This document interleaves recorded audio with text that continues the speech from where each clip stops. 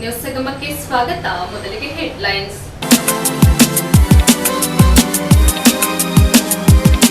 ಕುಶಾಲನಗರ ತಾಲೂಕಿನ ಕೂಡ್ಮಂಗ್ಳೂರು ಗ್ರಾಮ ಪಂಚಾಯಿತಿ ವ್ಯಾಪ್ತಿಯ ಕೈಗಾರಿಕಾ ಪ್ರದೇಶದಲ್ಲಿರುವ ಎಜೆಎಂಡ್ಪಿ ಪ್ರಥಮ್ ಹಾಗೂ ಸಿಎನ್ಜಿ ಗ್ಯಾಸ್ನಲ್ಲಿ ಆಟೋ ಚಾಲಕರಿಗೆ ಪಂಗನಾಮ ಮಾಡುತ್ತಿದ್ದಾರೆ ಎಂದು ಆಟೋ ಚಾಲಕರು ಆಕ್ರೋಶ ವ್ಯಕ್ತಪಡಿಸಿದ್ದಾರೆ. ಶನಿವಾರ ಸಂತೆ ಹೋಬಳಿಯ ಸರ್ಕಾರಿ ಹಿರಿಯ ಪ್ರಾಥಮಿಕ ಶಾಲೆ ಹಳ್ಳಿಯಲ್ಲಿ ಪ್ರತಿಭಾ ಕಾರಂಜಿ ಕಾರ್ಯಕ್ರಮ ನಡೆಯಿತು. ಬೇಲೂರು ತಾಲೂಕು ಹಾಗೂ ಸಕಲೇಶಪುರ ತಾಲೂಕಿನ ದತ್ತಮಾಲ ಭಕ್ತರು ಚಿಕ್ಕಮಗಳೂರು ಜಿಲ್ಲೆಯ ದತ್ತಪೀಠಕ್ಕೆ ತೆರಳಿದರು.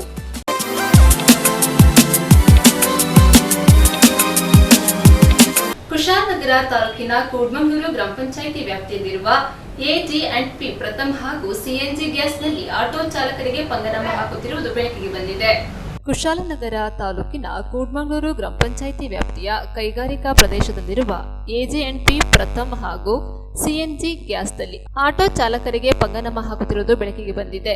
ಆಟೋ ಚಾಲಕರಿಗೆ ವಂಚನೆ ಮಾಡುತ್ತಿದ್ದು ಕಂಪನಿ ವಿರುದ್ಧ ಆಟೋ ಚಾಲಕರು ಆಕ್ರೋಶ ವ್ಯಕ್ತಪಡಿಸಿ ಪ್ರತಿಭಟನೆ ನಡೆಸುತ್ತಿದ್ದಾರೆ. ಇದೇ ಸಂದರ್ಭ ವಿವಿಧ ಆಟೋ ಚಾಲಕರು ಉಪಸ್ಥಿತರಿದ್ದರು.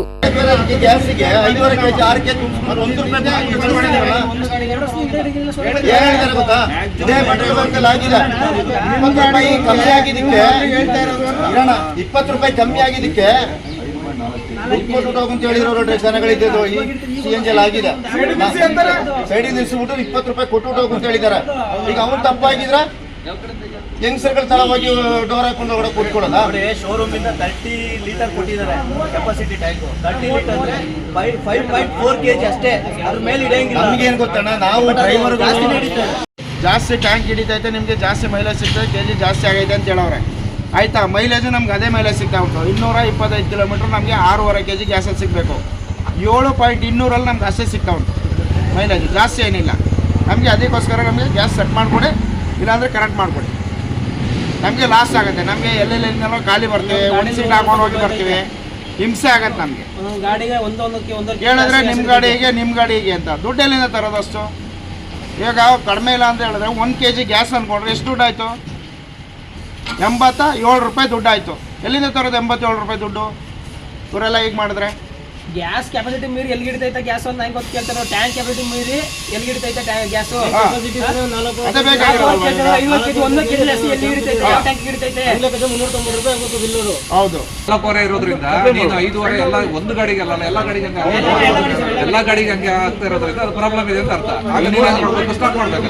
ಸರ್ ಜಾಸ್ತಿ ಹಿಡಿದಿದೆ, ಇಲ್ಲ ನೋಡಿ ಪ್ರೂಫ್ ಏನು ನೋಡ್ಕೊಂಡು ಅದನ್ನ ತೋರಿಸಿ ಅವ್ರಿಗೆ. ನಮಗೆ ಗ್ಯಾಸು ಮಿನಿಮಮ್ ಮ್ಯಾಕ್ಸಿಮಮ್ ಲೋಡ್ ಆಯ್ತೈತೆ. 9 kg tank capacity.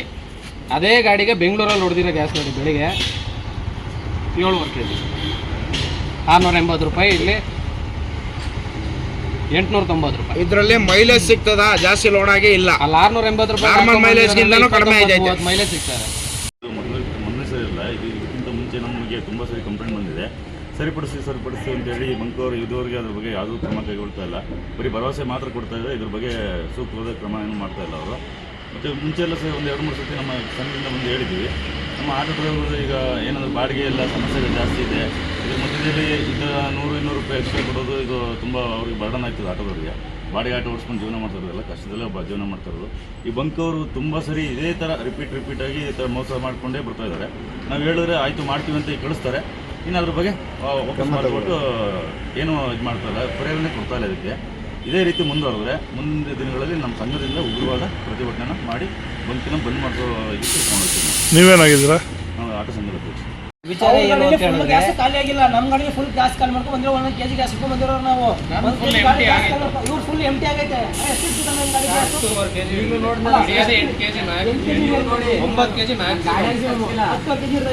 ಕೆಪಾಸಿಟಿನೇ 9 kg. 9 kg capacity ಅಂದ್ರೆ 1 kg ಅಷ್ಟು ಇರುತ್ತೆ ಗಾಡಿಗೆ. ನಮ್ಮ ಗಾಡಿ 1 kg ಅಷ್ಟು ಇರುತ್ತೆ. ನಮ್ಮ ಗಾಡಿ 1 kg ಅಷ್ಟು ಇರುತ್ತೆ.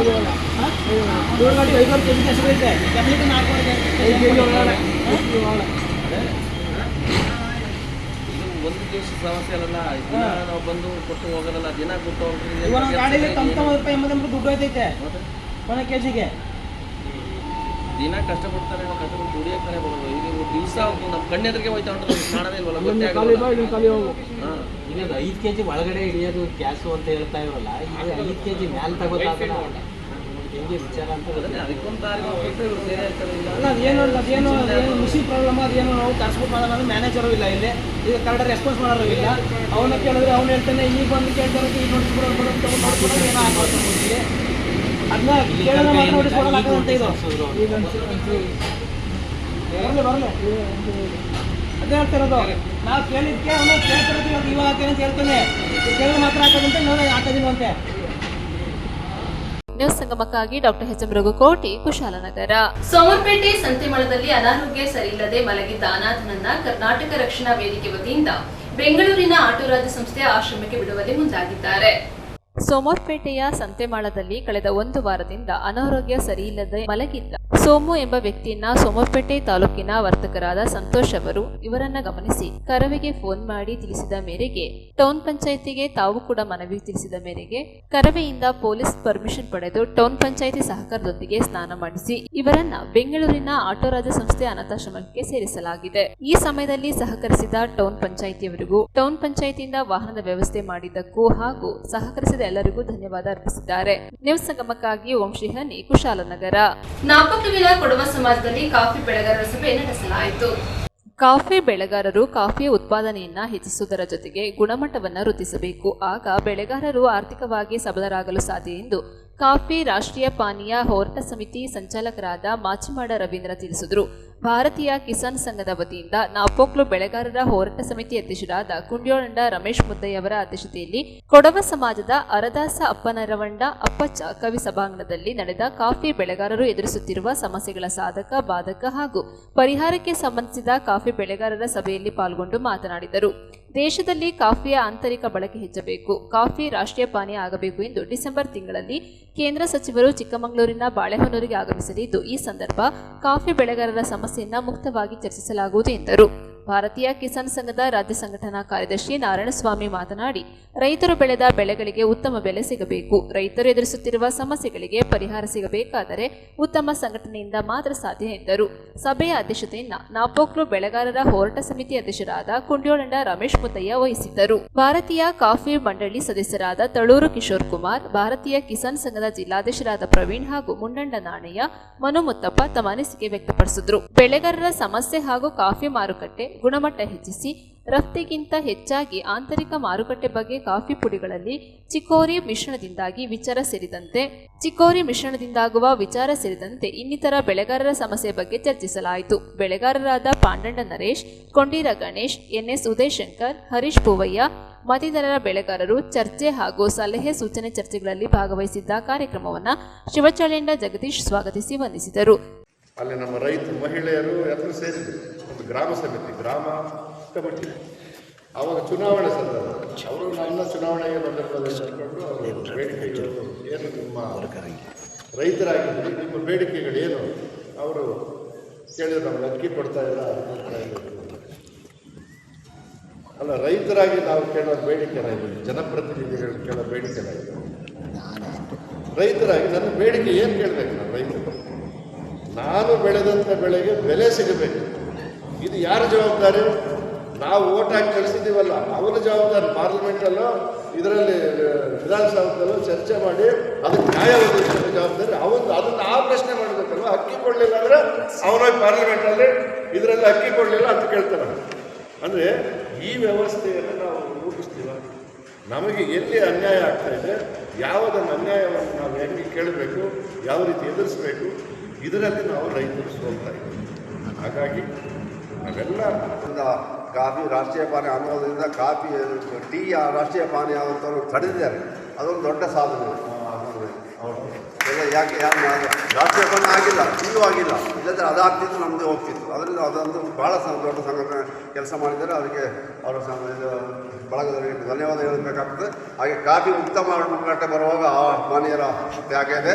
ಅದರಿಂದ ದಿವಸ ಅವರಿಗೆ ಸ್ಮರಿಸುವಂಥ ಕೆಲಸವನ್ನು ಆಗಬೇಕು. ಇನ್ನು ಮುಂದೆ ನಮ್ಮ ಹಿರಿಯರು ಬಂದಿದ್ದೀರ ಚಿಕ್ಕಬಳ್ಳಾಪುರ, ಈ ಮುಖಾಂತರ ಆದರೂ ಇಲ್ಲೊಂದು ರೈತ ಸಂಘಟನೆ ಮನು ಮುತ್ತಪ್ಪ ನಮ್ಮ ಹೊನ್ನಾಡು ಚೆನ್ನಾಗಿ ಮಾಡ್ತೀನಿ. ನಿಜವಾಗಲೂ ರಾಷ್ಟ್ರೀಯ ಮಟ್ಟದಲ್ಲಿ ಪ್ರಥಮ ಸ್ಥಾನ ಗಳಿಸಿದ್ದಾರೆ ನಮ್ಮ ಹೊನ್ನಾಡು.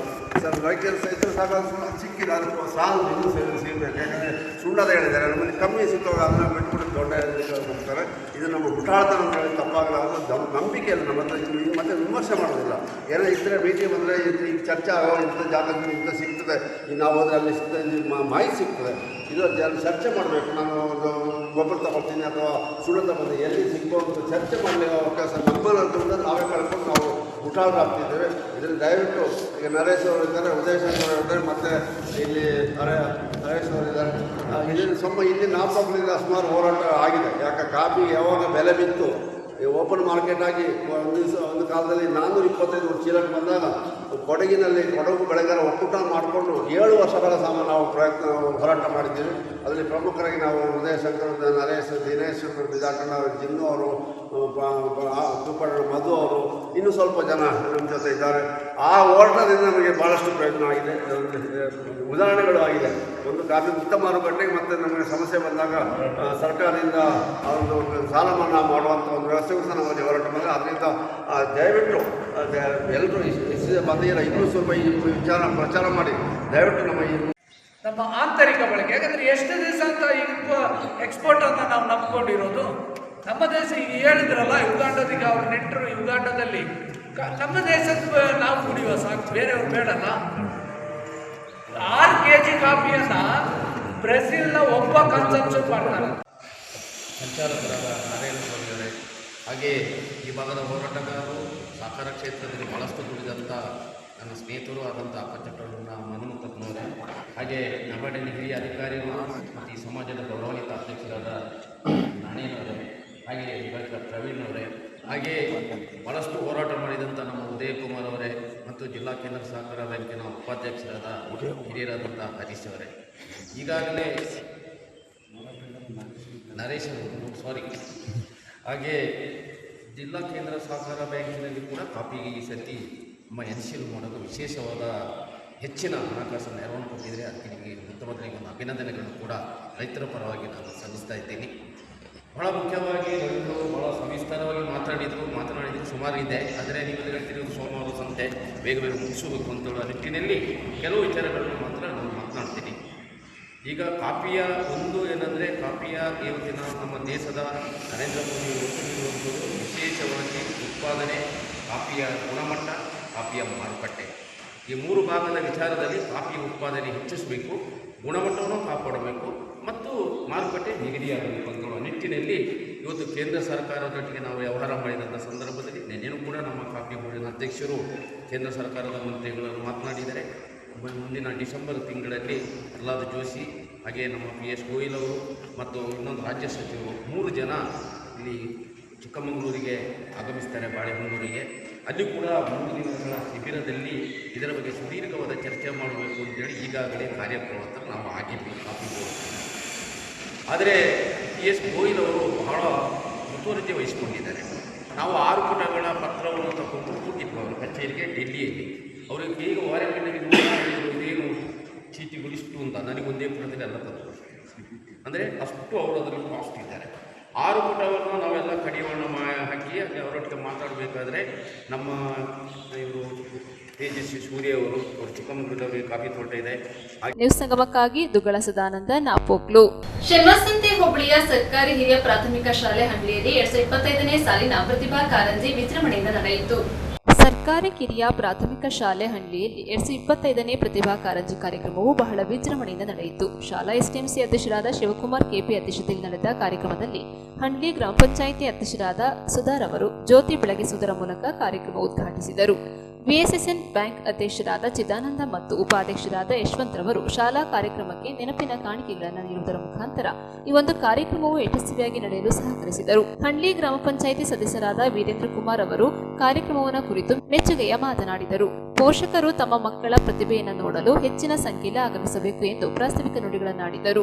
ಕ್ಲಸ್ಟರ್ನ ನೂತನ ಸಿಆರ್ಪಿಗಳಾದ ಗಿರೀಶ್ ಅವರು ಮಾತನಾಡಿ, ವಿದ್ಯಾರ್ಥಿಗಳ ಪ್ರತಿಭೆಗಳ ಅನಾವರಣಕ್ಕೆ ಪ್ರತಿಭಾ ಕಾರಂಜಿ ಸೂಕ್ತ ವೇದಿಕೆ ಎಂದರು. ಹಂಡ್ಲಿ ಸರ್ಕಾರಿ ಹಿರಿಯ ಪ್ರಾಥಮಿಕ ಶಾಲೆಯ ಮುಖ್ಯ ಶಿಕ್ಷಕರಾದ ಧರ್ಮಪ್ಪ ಮಾತನಾಡಿದರು. ವಿದ್ಯಾರ್ಥಿಗಳ ಕಲೆಗೆ ಪ್ರೋತ್ಸಾಹ ನೀಡುವ ನಿಟ್ಟಿನಲ್ಲಿ ಕಾರ್ಯಕ್ರಮ ಆಯೋಜಿಸಿದ್ದು, ತೀರ್ಪುಗಾರರು ಯಾವುದೇ ಪಕ್ಷಪಾತವಿಲ್ಲದೆ ತೀರ್ಪು ನೀಡುವುದರ ಮುಖಾಂತರ ಪ್ರತಿಭೆ ಇರುವ ವಿದ್ಯಾರ್ಥಿಗಳನ್ನು ಮುಂದಿನ ಹಂತಕ್ಕೆ ಕಳುಹಿಸಿಕೊಡಲು ಮಾರ್ಗದರ್ಶನ ನೀಡಿದರು. ಶೆನ್ವಸಂತೆ ಕ್ಲಸ್ಟರ್ನ ವಿವಿಧ ಶಾಲೆಗಳ ಶಿಕ್ಷಕರು ತೀರ್ಪುಗಾರರಾಗಿ ಆಗಮಿಸಿ ಉತ್ತಮ ತೀರ್ಪು ನೀಡಿದರು. ಇದೇ ಸಂದರ್ಭ ಶಾಲಾ ದಾನಿಗಳನ್ನು ಸನ್ಮಾನಿಸಲಾಯಿತು. ನಿಕಟಪೂರ್ವ ಸಿಆರ್ಪಿಗಳಾದಂತಹ ದಿನೇಶ್ ಸಿಕೆ ಹಾಗೂ ಇದೇ ಶಾಲೆಯಲ್ಲಿ ಮುಖ್ಯೋಪಾಧ್ಯಾಯರಾಗಿ ಬೇರೆ ಶಾಲೆಗೆ ತೆರಳಿದ ಶ್ರೀಮತಿ ಬಿಂದಮ್ಮ ಅವರನ್ನು ಸನ್ಮಾನಿಸಲಾಯಿತು. ಹಳ್ಳಿ ವ್ಯಾಪ್ತಿಯ ಗ್ರಾಮೀಣ ಪ್ರದೇಶದ ಎಲ್ಲಾ ಸರ್ಕಾರಿ ಶಾಲೆಗಳ ವಿದ್ಯಾರ್ಥಿಗಳು ಈ ಒಂದು ಕಾರ್ಯಕ್ರಮದಲ್ಲಿ ಲವಲವಿಕೆಯಿಂದ ಪಾಲ್ಗೊಂಡಿದ್ದರು. ವಿವಿಧ ಕಲಾ ವೈಭವಗಳು ನೆರೆದಿದ್ದ ಪೋಷಕರ ಮನಸೂರೆಗೊಂಡಿತು. ಕಾರ್ಯಕ್ರಮವನ್ನು ಇದೇ ಶಾಲೆಯ ಶಿಕ್ಷಕರಾದ ಉದಯ್ ಕುಮಾರ್ ನಿರೂಪಿಸಿದರು.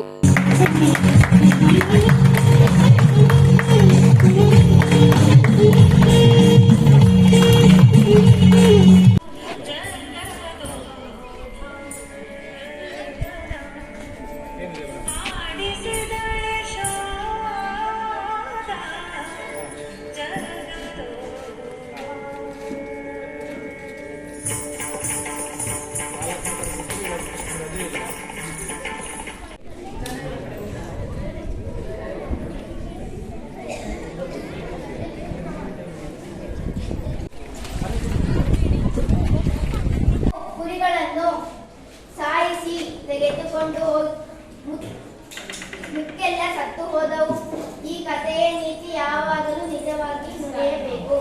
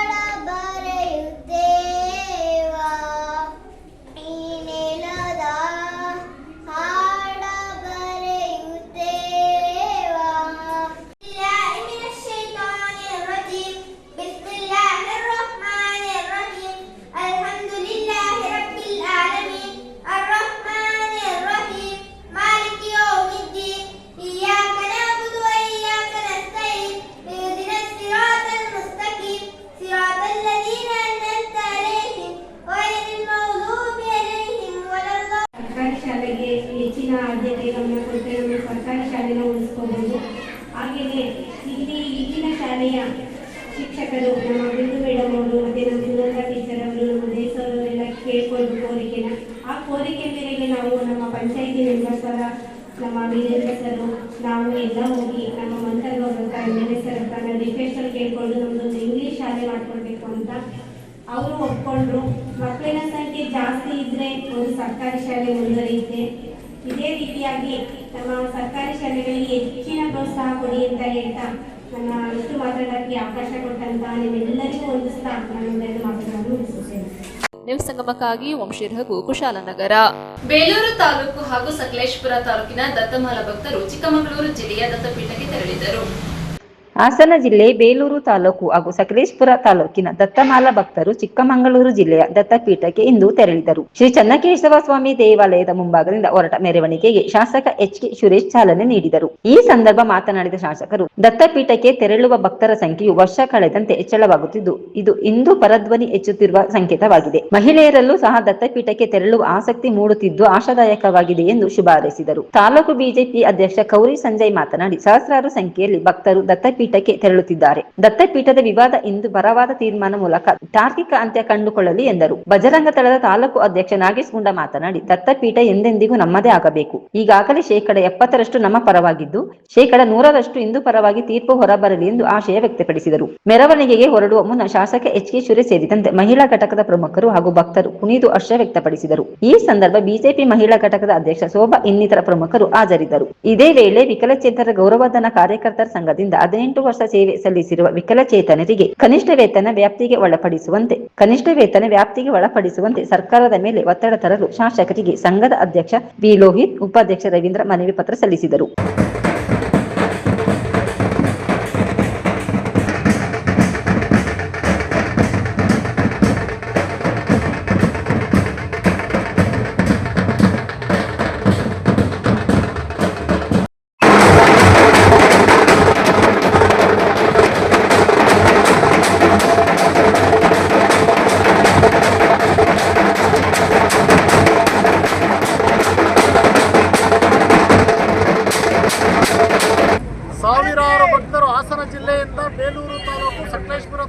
ವರ್ಷದಿಂದ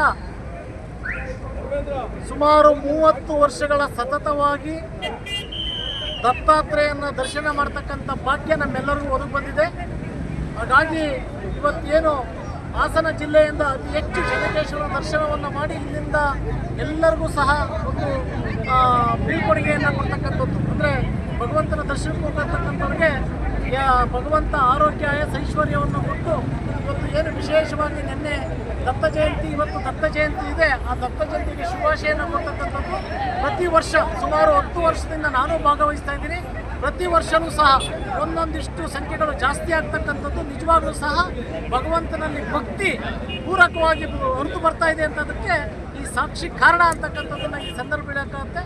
ಏನು ಈ ನಮ್ಮ ಬೇಲೂರು ತಾಲೂಕಿನ ಬಜರಂಗ ದಳ ಮತ್ತು ವಿಶ್ವ ಹಿಂದೂ ಪರಿಷತ್ತು ಎಲ್ಲ ಹಿಂದೂ ಬಾಂಧವರು ಇವತ್ತು ವಿಶೇಷವಾಗಿ ದತ್ತ ಜಯಂತಿಯ ಅಂಗವಾಗಿ ಇವತ್ತು ದತ್ತಾತ್ರೇಯನ ದರ್ಶನವನ್ನು ಮಾಡಲಿಕ್ಕೆ ಹೋಗ್ತಾ ಇದ್ದಾರೆ.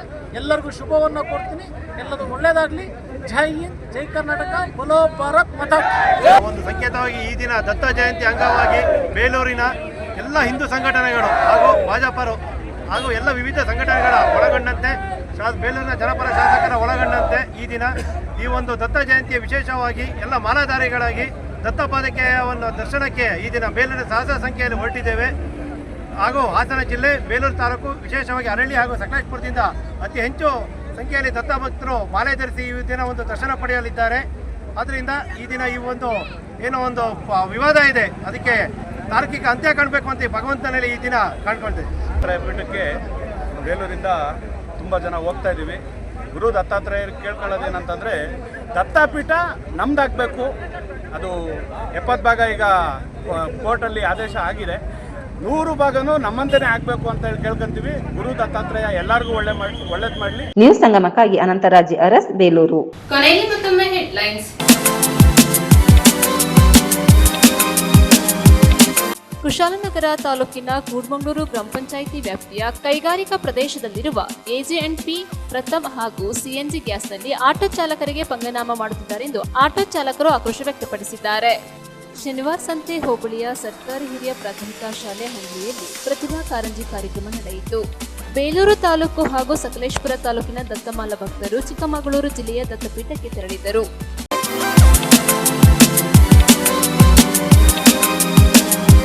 ಇಲ್ಲಿಗೆ ನ್ಯೂಸ್ ಸಂಗಮ ಮುಕ್ತಾಯವಾಯಿತು. ಸುದ್ದಿ ಮಾಹಿತಿ ಮನೋರಂಜನೆಗಾಗಿ ನೋಡ್ತಾ ಇರಿ ಸಂಗಮ ಟಿವಿ. ವಂದನೆಗಳೊಂದಿಗೆ ಸುಪ್ರೀತಾ ಎಲ್ಎನ್.